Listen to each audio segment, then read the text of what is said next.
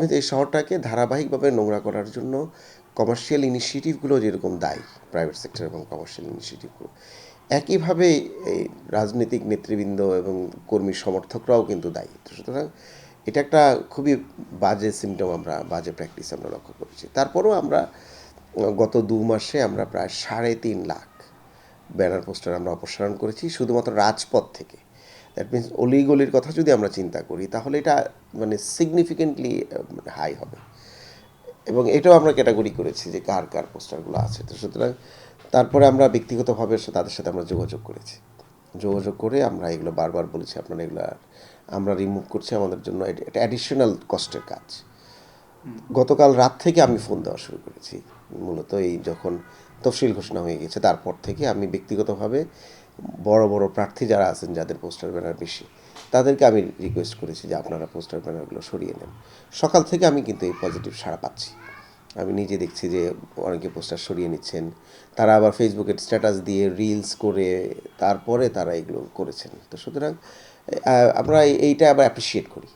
একদিকে যেরকম এই গত 2 মাস 3 মাসে আমরা খুব কষ্ট পেয়েছি, একইভাবে আমরা কিন্তু এই যে রেসপন্সকে আমরা খুব অ্যাপ্রিসিয়েট করছি এখন, যে তারা নিজেরাই সরিয়ে নিচ্ছেন।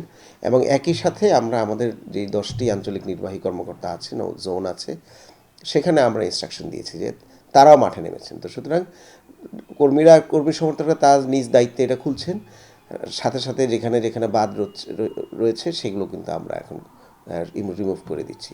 তো আমরা চাই এরকম একটা ক্লিন শহর থাকা, কারণ ক্লিন শহরের সাথে পাবলিক হেলথ সরাসরি জড়িত, ক্লিন শহরের সাথে গরিবের জীবন জীবিকা জড়িত, কারণ মানুষ নোংরা হলে মানুষের স্বাস্থ্যের ক্ষতি হয়, এবং সেই স্বাস্থ্য সবচেয়ে বেশি, স্বাস্থ্যের অসুস্থতার সবচেয়ে বেশি কারা এফেক্টেড হয় মশা উৎপাদনে, কারণ ওই ব্যানার পোস্টারগুলো থেকে কিন্তু মশা উৎপাদন হয় যেখানে গিয়ে পড়ে থাকে সেখানে, এবং এটা ডেঙ্গু থেকে শুরু করে অন্য অন্য যে স্বাস্থ্য ঝুঁকি সেটা তো সবার জন্য। এবং একটা গরিব যদি সপ্তাহে 1 দিন 2 দিন অসুস্থ থাকেন তাহলে এই শহরের 40% লোকজন কিন্তু পভার্টি লাইনের নিচে চলে আসবে।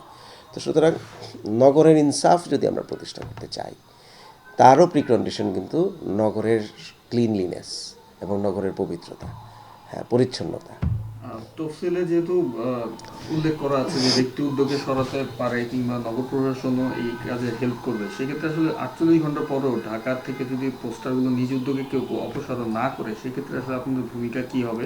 আর আপনাদের জন্য এটা একটা অনেক বড় চ্যালেঞ্জ হয়ে যাচ্ছে কিনা, যে আপনারা 2.5 মাস ধরে কাজ করছেন, এরপর নির্বাচনের সময়ও এগুলোকে হ্যান্ডেল করা কি আপনাদের জন্য চাপ?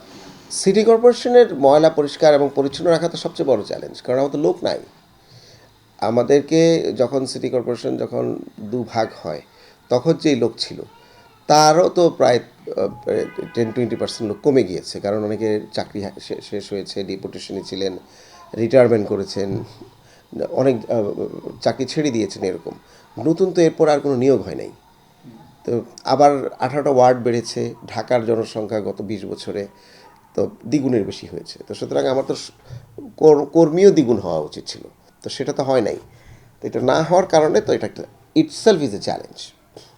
এরপরও যে ক্রাইসিসগুলো আছে এটা আমরা মনে করি রাজনীতিবিদ, রাজনৈতিক কর্মী, রাজনৈতিক দল, আমরা সবাই মিলেই তো শহরটাকে ঠিক করতে হবে, সেটা আমরা করব। এখানে আসলে ব্লেমিংয়ের জায়গায় আমরা থাকবো না, আমরা আসলে আমাদের কাজগুলো কন্টিনিউ করব, চ্যালেঞ্জ হবে করব।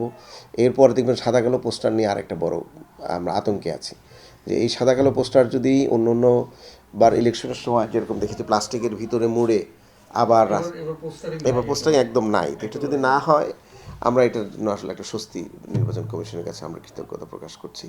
তারপরও আমরা দেখব যে কোনো ধরনের নোংরা পোস্টার এবং লিফলেট বিলি করবেন অনেকে, এটাও তো আবার গিয়ে ঠিকই ড্রেইনের মুখে গিয়ে পড়বে। তো কারণ মানুষ লিফলেটগুলোর তো আসলে সিঙ্গেল ইউজ, খেয়াল করে দেখেন একটা পেপার, বাট একবার পড়বেন 2বার পড়বেন, এর বেশি না। এবং এটারও ডেস্টিনেশন কিন্তু রাস্তা, এটারও ডেস্টিনেশন ড্রেইনের সামনে। তো ওগুলো আমরা এগুলো চ্যালেঞ্জ আছে আমরা মনে করি।